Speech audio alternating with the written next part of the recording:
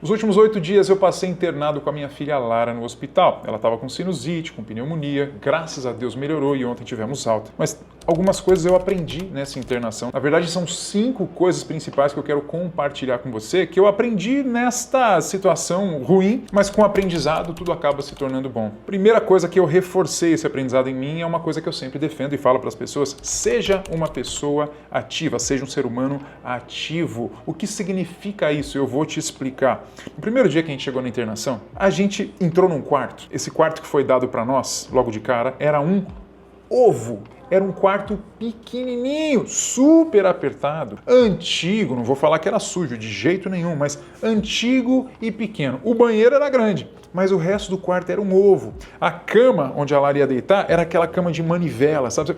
Você fica rodando e aí a cama vai subindo assim. Terrível! E a gente tinha ficado recentemente em outra internação no outro hospital e era muito diferente, o quarto era grande. Enfim, em cima da porta havia um retângulo branco. Eu achei que era pintado de branco, mas não era, era translúcido. Então quando eu fui dormir com a Lara nessa primeira noite, a luz do corredor ficava entrando no quarto. Era terrível, não dava para dormir. Aí eu pedi para a enfermagem um saco preto de lixo e esparadrapo, dei uma de MacGyver, subi lá, colei o saco preto e ficou bom o negócio. Aí deu pra gente dormir. Do lado de fora do quarto tinha um monte de saída de ar-condicionado, então ficava aquele barulhão de saída de ar-condicionado a noite inteira. Era ruim o quarto. E aí que entra esse princípio: seja ativo. A Bíblia tem uma passagem que diz o seguinte, olha só. Mateus 7, versículo 7. Peçam e lhes será dado. Busquem e encontrarão. Batam e a porta lhes será aberta. O que eu fiz? Então, com base nesse princípio, a gente tem que ser ativo, a gente tem que pedir o que a gente quer. Eu pedi. Eu fui muito gentil, educado, tranquilo com a equipe e falei: gente, será que a gente consegue mudar de quarto quando possível? Quando vagar um quarto e tal? E porque aqui tem isso, tem isso, tem isso. E aí, pedi para mudar. Na segunda noite, um enfermeiro muito bacana chamado Tom, ele falou: André, vaga um quarto aqui, quer dar uma olhada? Cara, quando eu entrei... Manja programa do Silvio Santos, quando tinha aquele negócio de vamos abrir as portas da esperança. E aí abria a porta, você não vai pesquisar no Google isso aí que isso é coisa antiga. Vamos abrir as portas da esperança. Aí no Silvio Santos, quando o desejo da pessoa era realizado, abria a porta e tinha lá a realização do desejo, seja lá o que fosse. Se era um carro, tinha o carro. Se era uma casa, tinha um corretor com uma chave na mão. Um negócio assim. E às vezes a porta da esperança abria e não tinha nada. No meu caso, abriram as portas da esperança e tinha. O quarto era, sei lá, 2,5 vezes maior do que o quarto que a gente estava. O ar-condicionado nem amarelo era branco. Sabe quando o ar-condicionado fica amarelo? Então, não é sujo, é de velho mesmo. Não sei por que ar-condicionado, quando fica velho, ele amarela todo. Ou se é a cor dos ar de antigamente, sei lá. Hoje em dia tudo é branco, né? Aquele ar amarelo, estranho. E nesse tudo novinho, tudo bonitinho. A cama não era de manivela, já era uma cama de botãozinho, só no vai levantando e tal. A Lara, quando entrou, adorou aquilo. Então foi muito legal. Então a gente usou alguns princípios aí. Primeiro, o princípio do peça e receberá. Se você não pede, porque tem gente que é isso aqui mesmo. A pessoa tem mania de se acomodar com tudo. Não, é isso aqui mesmo, fazer o quê e tal, a vida é dura. E se acostuma com aquilo só porque não seguiu um princípio bíblico. Outro princípio bíblico que eu apliquei aí foi que o seguinte: por mais que esse primeiro quarto fosse ruim, uma das primeiras coisas que eu fiz quando eu cheguei no quarto com a Lara, e minha esposa estava junto nessa hora, se não me engano, a gente fez uma oração. A gente agradeceu. Obrigado, Pai, por cuidar da Lara. Obrigado porque nós temos um apartamento, nosso convênio permite apartamento, não é enfermaria, não tinha mais ninguém com a gente, né? Porque já aconteceu na nossa vida pregressa da gente, com a Lara mesmo, quando ela era pequenininha, da gente só ter um convênio que tinha enfermaria, e daí internava uma criancinha junto, chorava a noite inteira, ninguém dormia, às vezes você não sabe que doença que é da pessoa que está do seu lado. E agora a gente agradeceu então pelo apartamento, a gente agradeceu porque estava sendo bem atendido, a gente agradeceu porque a Lara não estava num estado tão grave assim quando foi internada. Então nós agradecemos e isso é um princípio bíblico, sabe? Não é só pedir. Olha só, Marcos 6,41. Então Jesus pegou os 5 pães e os 2 peixes, lembra do milagre da multiplicação dos pães e peixes?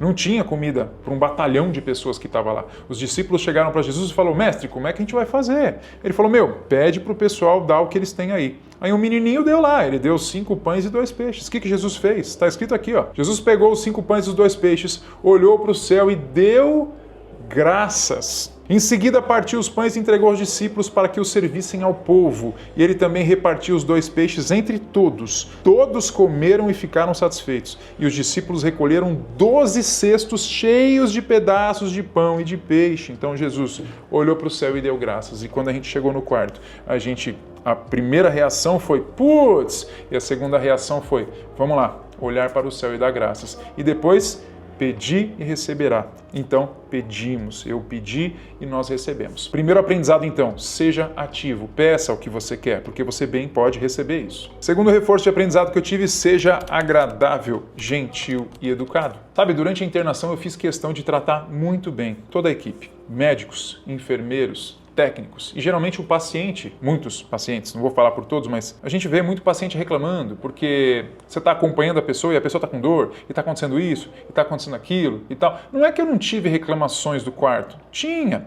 mas o jeito de falar, por exemplo, o quarto estava sujo, não tinha limpado e tal, o jeito de falar importa, a gentileza, a educação, o cuidado, o carinho, são outros seres humanos.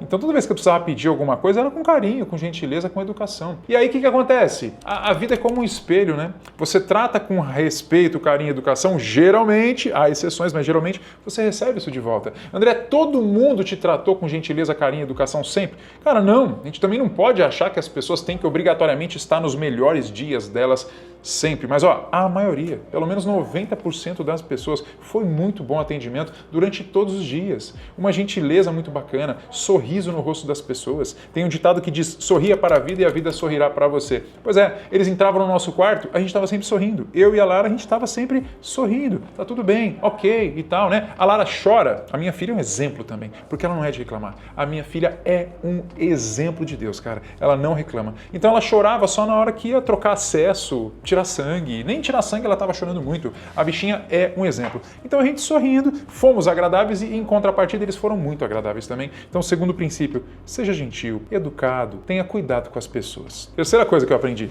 valorize a simplicidade.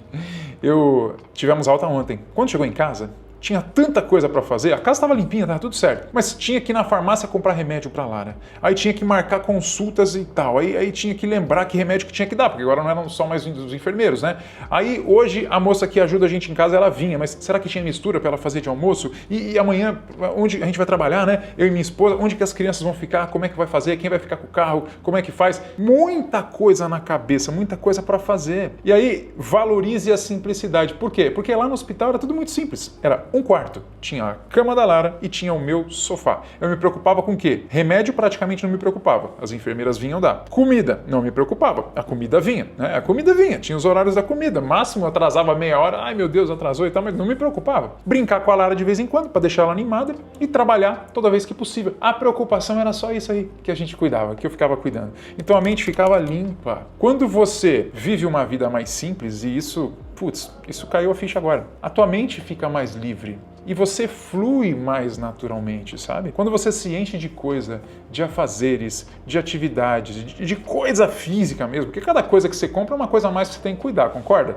Comprou um carro? Tem que estar limpo, tem que cuidar dele, tem que fazer manutenção. Comprou uma TV, sei lá, no mínimo tem que deixar ela limpinha sempre, tem que tomar cuidado para as crianças não desenharem na sua tela. Cada coisa que você compra, que você adquire, cada acréscimo na sua vida gera um tanto a mais de trabalho. Então, eu aprendi bastante a valorizar a simplicidade nessa internação, porque a mente, apesar de preocupada com o estado de saúde da Lara, estava limpa, porque eram poucas coisas para prestar atenção. E eu disse que com uma vida mais simples você consegue fluir melhor. E se você não está conseguindo fluir bem na sua vida, eu te convido a conhecer o portal Fluir. Eu vou deixar o link aqui na descrição. Clica, vai ver o que é e eu te garanto que de repente você vai curtir. Pode ser para você. A evolução que você espera na sua vida pode estar aqui dentro. Portal Fluir, dá uma olhadinha lá. Quarto princípio, seja grato. Já falei um pouco sobre ele quando a gente chegou, apesar do quarto não ser tão bom, a gente agradeceu, mas não só isso. Sabe, durante os outros dias de internação, você fica nas incertezas na internação.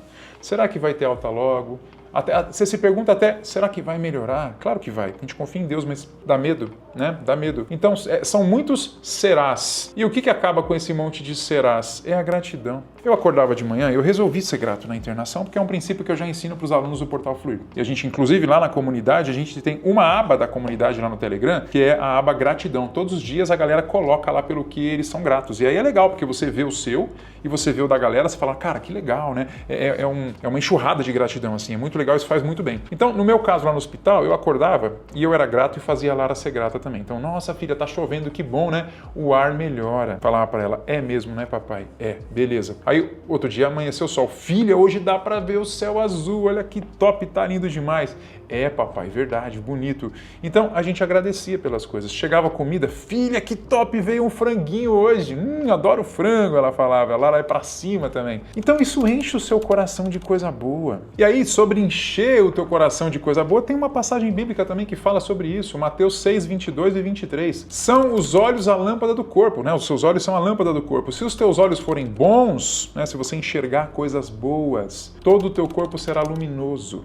Se, porém, os teus olhos forem maus, todo o teu corpo estará em trevas. Então, é bom que você enxergue as coisas boas, porque isso reflete no seu corpo. É óbvio, né? Você já deve ter visto gente assim que só reclama. Como é que é a vida dessas pessoas em geral? Como é que é a saúde dessas pessoas em geral? Então é bom que você, pela gratidão, veja o que é bom. Gratidão é isso. Gratidão é você conseguir enxergar o que é bom. Eu posso olhar para esse meu equipamento aqui, que é um tripézinho, e eu posso falar, cara, que tripé legal, bicho. Ele tem as perninhas boas aqui, ele se apoia em qualquer lugar, né? Ele tem um pouquinho aqui de extensão, dá para eu me filmar andando na rua, bacana. Eu posso fazer isso, tá? Mas eu também posso olhar isso aqui com olhos maus. Falo, nossa, o material desse negócio não é muito forte não, né? Caramba, paguei R$90 isso aqui, meu. Essa bolinha aqui é de plástico, eu não acredito que é de plástico. Cara, podia ser de ferro, pelo amor de Deus, né? Caramba, que ruim.